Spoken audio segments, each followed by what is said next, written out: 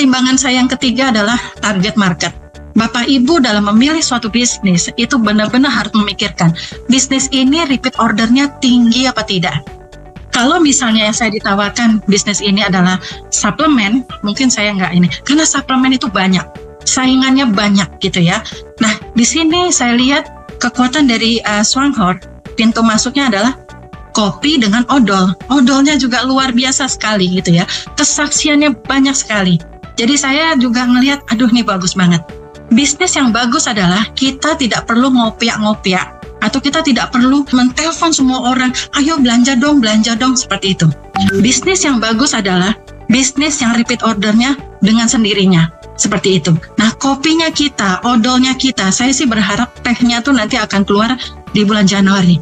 Saya menekankan kepada grup, fokus kepada kopi, odol, dan teh. Walaupun sambil saya berjalan 2 bulan ini, saya lihat ternyata produknya Swanghorse yang lainnya bagus-bagus. Ya suplemennya, ya alat masaknya, dan semua itu bagus-bagus. Jadi bayangin aja ya, kita di sebuah perusahaan yang dia punya pabrik sendiri, sudah 35 tahun, kita tinggal jalanin sistem. Yang lebih bagusnya lagi, kita punya upline yang sudah berhasil. Jadi saya udah nggak usah pusing-pusing memikirkan saya harus bagaimana. Saya cuma tinggal minta, oke, kamu punya apa? Dia kasih saya PowerPoint, image, saya convert semua ke bahasa Indonesia, saya coba jalankan. Jadi walau di awal Agustus tuh saya benar-benar nggak tahu harus bagaimana, tapi hati saya benar-benar melekat ke Swanghorse karena saya lihat ini bisa menolong bangsa Indonesia untuk bangkit gitu ya, untuk sehat dengan cara yang murah.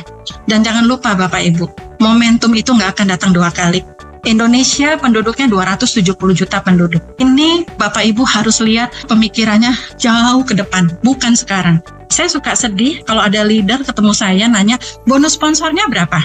Ininya berapa? Tapi saya jawab dengan, kita harus tenang ya menghadapi seperti itu. Sampai saya bilang, kalau bisnis ini binary atau ada bonus sponsor, malah saya nggak gabung. Jadi, saya butuh perusahaan yang bisa membawa saya 20 tahun ke depan atau lebih panjang lagi. Jadi semua perusahaan MLM selalu gayanya ngomongnya apa Bapak Ibu? Nanti ada warisan. Terbukti nggak memberi warisan? Terbukti nggak sudah 10 tahun bertahan? Kadang-kadang sudah 1, 2, 3 tahun, tapi mereka bangkrut. Ya kan? Tapi kalau di sini setidak-tidaknya 18 tahun di Indonesia tidak ada leader, dia tetap bertahan. Artinya Bapak Ibu, di sini Bapak Ibu mesti lihat berada di perusahaan yang sangat tepat. Menurut saya ya Bapak Ibu ya, makanya saya menularkan ke Bapak Ibu karena pertimbangan saya lama sekali. 13 tahun saya mencari perusahaan. Waktu itu bulan Maret kalau nggak salah, anak saya yang di Australia ini dia bilang, Mama jalani lagi MLM tapi cari MLM internasional. Saya bilang no way, saya nggak mau jalani MLM lagi. Tetapi dalam hati saya mulai berpikir, saya tahu persis bisnis yang ada passive income-nya. Salah satunya dengan modal yang terkecil adalah bisnis multi level. Jadi Bapak Ibu jangan alergi. Kalau alergilah sama money game. Alergilah sama sesuatu yang nggak jelas. Alergilah yang memberikan iming-iming. Kamu nggak usah kerja, tapi nanti bisa mendapatkan uang, dan itu bagaimana mungkin? Di bisnis ini banyak yang tanya sama saya, Bu Vita, kalau kita misalnya mau punya income besar, berapa manusia saya harus rekrut? Saya bilang di sini bukan tergantung dari manusia, tetapi tergantung dari poin, dari omset. Bagus banget gitu loh. Jadi di sini marketing plan-nya sangat simple, dan Bapak Ibu tahu omset itu ya dihitung dari pribadi dengan grup kita. Di tempat lain belum tentu begitu. Mereka ada sistem tutup poin. Tutup poin itu nggak masuk di dalam hitungan bonus.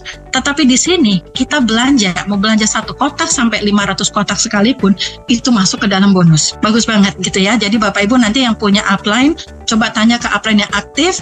Sistem ini sangat bagus. Saya kebetulan senang dengan sistem gitu ya. Jadi saya pelajarin benar-benar gitu ya. Makanya Miss Gan suka kewalahan sama saya karena saya bilang, Miss Gan selalu bilang gitu loh, Bu Vita, rekrut aja. Pokoknya jangan tanya ini.